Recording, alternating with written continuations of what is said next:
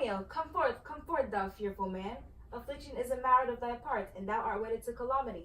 Father, what news? What is the prince's doom? What sorrow craves acquaintance at my hand, that I yet know not? Too familiar is my dear son with such sour company. I bring thee tidings of the prince's doom. What less than doomsday is the prince's doom? A gentler judgment vanished from his lips, not body's death, but body's banishment. Ha, banishment? Be merciful, say death, for exile hath more terror in his look, much more than death. Do not say banishment. Here from Verona art thou banished. Be patient, for the world is broad and wide. There is no world without Verona walls, but purgatory, torture, hell itself. Hence, banished is banished from the world, and world's exile is death. Then banished is death misturned. Calling death banishment, thou cuttest off my head with a golden axe, and smilest upon the stroke that murders me.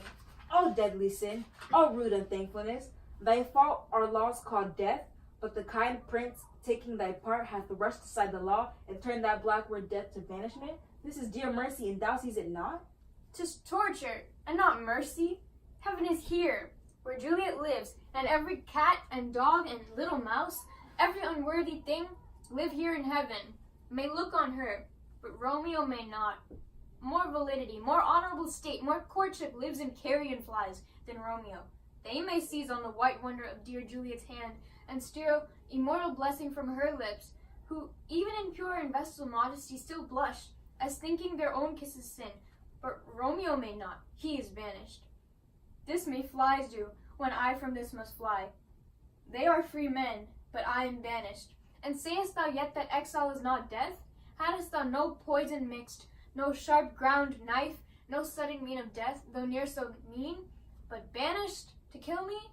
Banished, O friar, the damned use that word in hell. Howling attends it.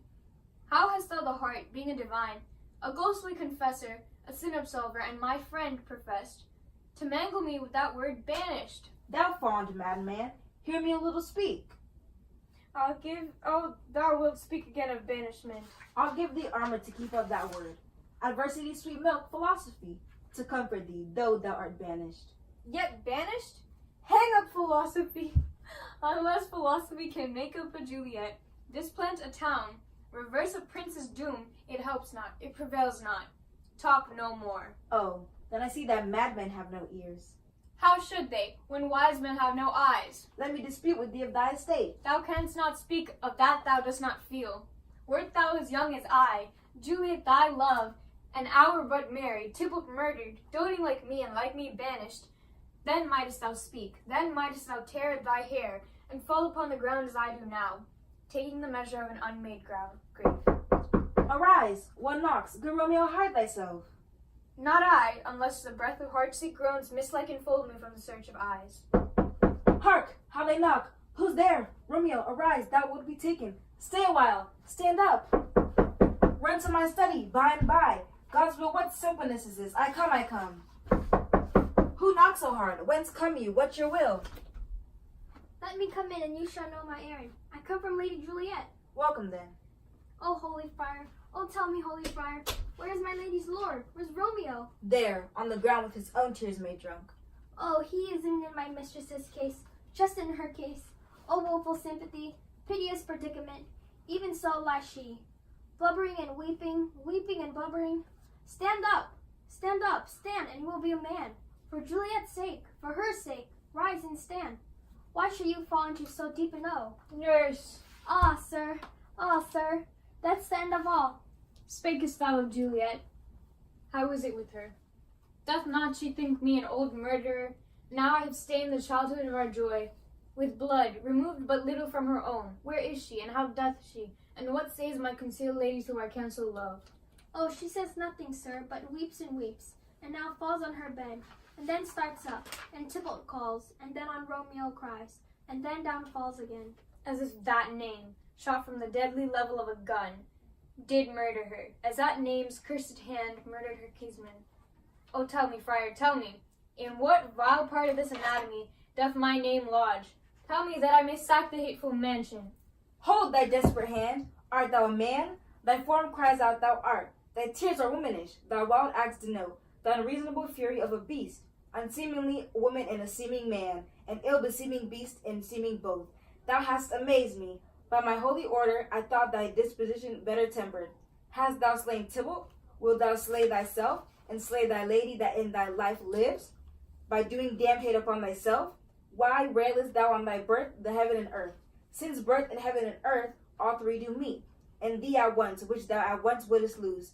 Fay, thou shamest thy shape, thy love, thy wit, which, like a usurer, abundance denall, and usest none in that true use indeed, which should bedeck thy shape, thy love, thy wit. Thy noble shape is but a form of wax, digressing from the valor of a man. Thy dear love sworn but hollow perjury, killing that love which thou hast vowed to cherish. Thy wit, that ornament to shape and love, misshapen in the conduct of them both, like powder in a skilless soldier's flask, is set afire by thine own ignorance, and thou dismembered with thine own defense. What? Rouse thee, man! Thy Julia is alive, for whose dear sake thou wast but lately dead. There art thou happy. Tybalt would kill thee, but thou slewest Tybalt, and there art thou happy. The law that threatened death becomes thy friend and turns it to exile. There art thou happy. A pack of blessings light upon thy back. Happiness courts thee in her best array. But, like a misbehaved and sullen wench, thou poutest upon thy fortune and thy love. Take heed, for such die miserable. Go, get thee thy love, as was decreed. Ascend her chamber, hence, and comfort her. But look, thou stay not still till the watch be set, for then thou canst not pass to Mantua, where thou shalt live till we can find a time to blaze your marriage, reconcile your friends, beg pardon of the prince, and call thee back, with 20,000 times more joy. Then thou wentst forth in lamentation. Go before. Nurse, commend me to thy lady, and bid her hasten all the house to bed, which heavy sorrow makes them apt to do. Romeo's coming. Oh Lord, I could have stayed here all night to hear good counsel. Oh, what learning is. My lord, I will tell my lady you will come. Do so, and bid my suite prepare to chide. Here, sir, a ring she bid me give you, sir. Hey, you, make haste, for it grows very late. How well my comfort is revived by this. Go hence, good night, and here stands all your state. Either be gone before the watch be set, or by the break of day disguised from hence. Sojourn in Mantua, and I'll find out your man, and he shall signify from time to time every good hap to you that chances here. Give me thy hand. 'Tis late. Farewell. Good night. But that a joy past joy calls out on me, it were a grief so brief to part with thee. Farewell. It's not, it prevails not. Talk no more. Oh. Let me Stand up, stand, and You will be man. oh, sir.